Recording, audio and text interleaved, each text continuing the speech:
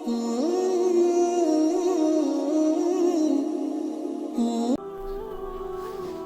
ونصلي على رسوله الكريم اما بعد فاعوذ بالله من الشيطان الرجيم بسم الله الرحمن الرحيم قال الله تبارك وتعالى ولا تقتلوا اولادكم خشية املاق نحن نرزقهم واياكم وقال النبي صلی اللہ علیہ وسلم اکرموا اولادکم. اللہ نے انسان کو دنیا کے اندر اپنا نائب بنا کر بھیجا اور اشرف المخلوقات میں سے انسان کو بنایا. اس کی سب سے بڑی وجہ یہ ہے کہ انسان کو قوانین دیے گئے، اصول و ضوابط دیے گئے جن کے تحت انسان زندگی گزارتا ہے، اور انہی اصولوں اور قوانین میں حقوق بھی ہیں، یعنی انسان نے حقوق کا خیال رکھنا ہے.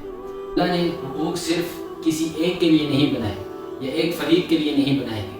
حقوق اللہ نے بنائے ہیں تمام انسانوں کے، چاہے اگر والد ہے تو اس کے اوپر اولاد کا حق ہے، اولاد ہے تو اس کے اوپر والدین کا حق ہے، اسی طریقے سے بیوی ہے اس کے اوپر خاوند کا حق ہے، خاوند ہے تو اس کے اوپر بیوی کا حق ہے.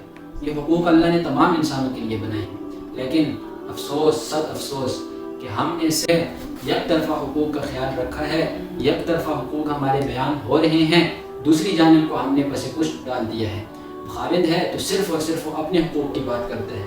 ان حقوق کے اندر ایک حق ہے اولاد کا جو والدین کے اوپر ہے، اور کل قیامت والے دن والدین کے حقوق کے بارے میں والدین سے سوال کریں گے. آیا اولاد کی پرورش آپ نے کیسے کی، اولاد کی تربیت آپ نے کیسے کی، آیا آپ نے انہیں دین سے کوئی آگاہی دی تھی کہ نہیں دی تھی.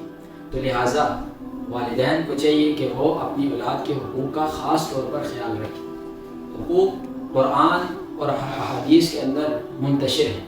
کئی جگہ کے اوپر اللہ نے اور رسول صلی اللہ علیہ وسلم نے اولاد کے بیان کیے ہیں. سب سے پہلا حق جو اولاد کا ہے وہ رسول اللہ صلی اللہ علیہ وسلم نے فرمایا کہ جب تمہارا بچہ پیدا ہو جائے، اللہ تمہیں اولاد سے نوازے تو اس کا اچھا نام رکھے. اب اچھا نام کیا ہے وہ بھی رسول اللہ صلی اللہ علیہ وسلم نے بتا دیا.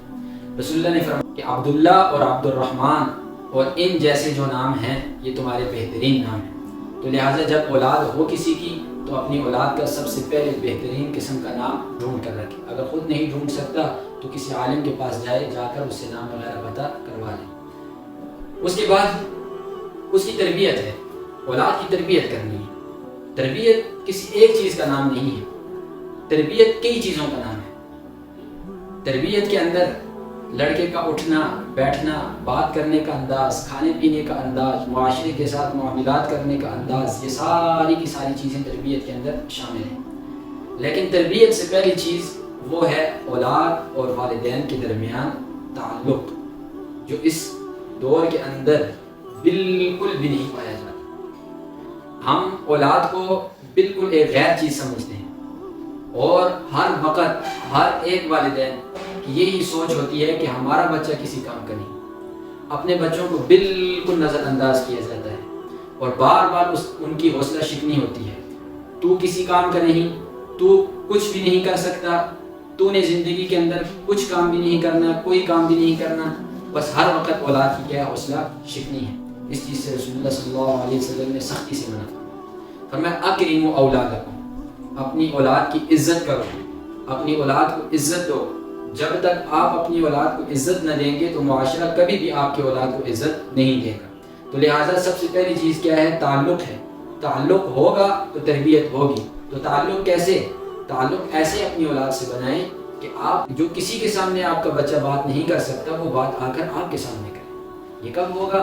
جب آپ اسے اپنا بنائیں گے. ایک ہوتا ہے اپنا سمجھنا، ایک ہوتا ہے اپنا بنانا.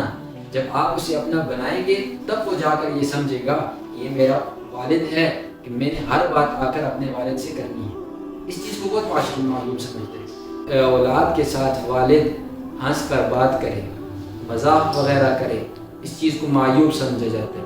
حالانکہ یہ چیز بالکل بھی معیوب نہیں. یہ رسول اللہ صلی اللہ علیہ وسلم نے سارے کام کیے.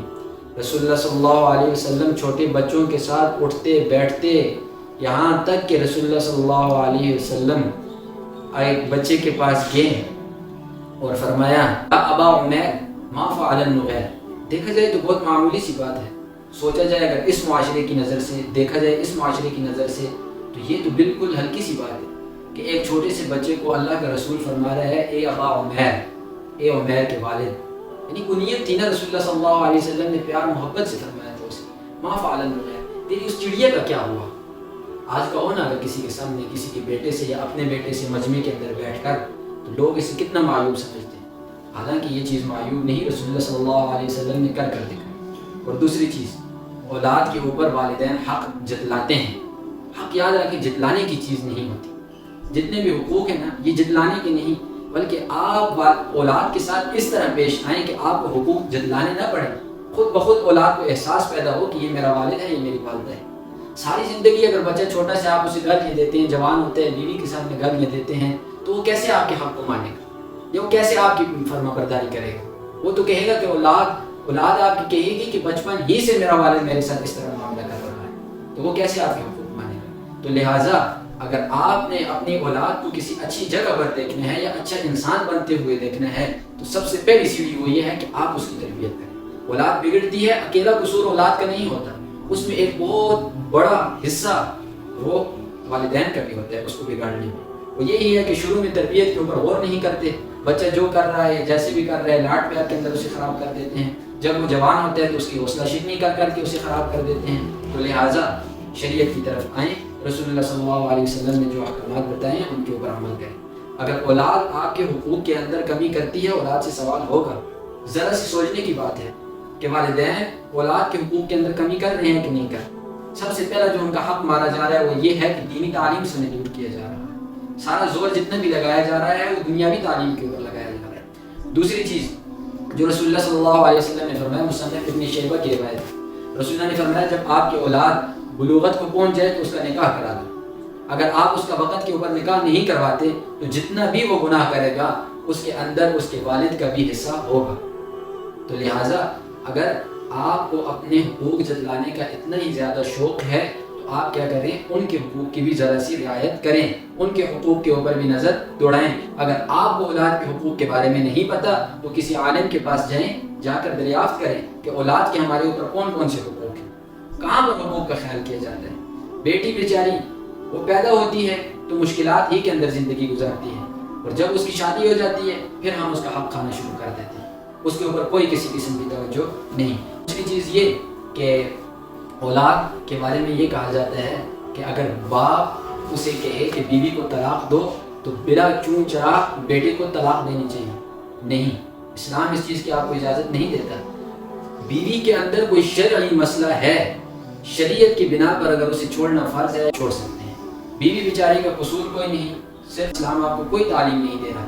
ابن عمر رضی اللہ تعالیٰ عنہ کا واقعہ پیش کیا جاتا ہے کہ ابن عمر رضی اللہ تعالیٰ عنہ کو حضرت عمر رضی اللہ تعالیٰ عنہ نے طلاق کا کہا تو انہوں نے آگے سے انکار کیا، تو رسول اللہ صلی اللہ علیہ وسلم نے طلاق کا حکم دیا۔ تو وہ شرعی عذر تھا، وہ شرعی عذر کی بنا پر کہا تھا کہ حضرت ابن عمر رضی اللہ تعالیٰ عنہ سے نماز کے اندر سستی ہو رہی تھی، اس بنیاد کی وجہ سے کہا تھا، یہ نہیں کہا تھا کہ تم بالکل بیوی کو فارغ کر دو، وہ بھی انہوں نے ایک ہی طلاق دی تھی۔ لہٰذا اس طرح حدیث کو اٹھا کر پیش کرنا غلط جگہ کے اوپر، یہ اس چیز کی آپ کو اسلام اجازت نہیں دیتا۔ اور پھر بچے کی توہین کرنی، بیوی کے سامنے بچوں کو گھر میں دینی ہے، یہ بالکل اسلام آپ کو اجازت نہیں دیتا۔ اور یہ قیامت والے دن جیسے اولاد سے سوال ہوگا ایسے ہی والدین سے بھی سوال ہوگا اگر انہوں نے اولاد کے حق کے اندر کوئی کمی کوتاہی کی ہوگی۔ اور رسول اللہ صلی اللہ علیہ وسلم نے فرمایا خیارکم خیار لأہلہ، تم میں سے بہترین وہ ہے جو اپنے گھر والوں کے ساتھ اچھا ہے۔ آج بہت لوگوں کے اندر ہم نام کماتے ہیں، ہم کہتے ہیں کہ لوگ ہمیں حاجی بھی کہیں، لوگ نمازی بھی کہیں، پرہیزگار بھی کہیں، متقی بھی کہیں، لیکن کبھی ہم نے یہ فکر کی، اللہ تعالیٰ عنہ خود فرماتی ہیں کہ رسول اکرم صلی اللہ علیہ وسلم سب سے زیادہ جو اچھے تھے وہ اپنے گھر والوں کے ساتھ تھے، یہاں تک فرماتی ہیں کہ ہمارے ساتھ گھر کے کاموں کے اندر ہاتھ بھی بٹایا کرتے تھے۔ آج ہم باہر تو اپنی ایک پرسنالٹی بناتے ہیں لیکن گھر میں آ کر بیوی بچوں کے اوپر غصہ نکالتے ہیں۔ بزدل ہے وہ شخص کہ جو لوگوں کا غصہ گھر کے اندر آ کر بیوی اور بچوں پر نکالتے ہیں۔ یہی بیوی یہی بچے یہ بھی اللہ کی مخلوق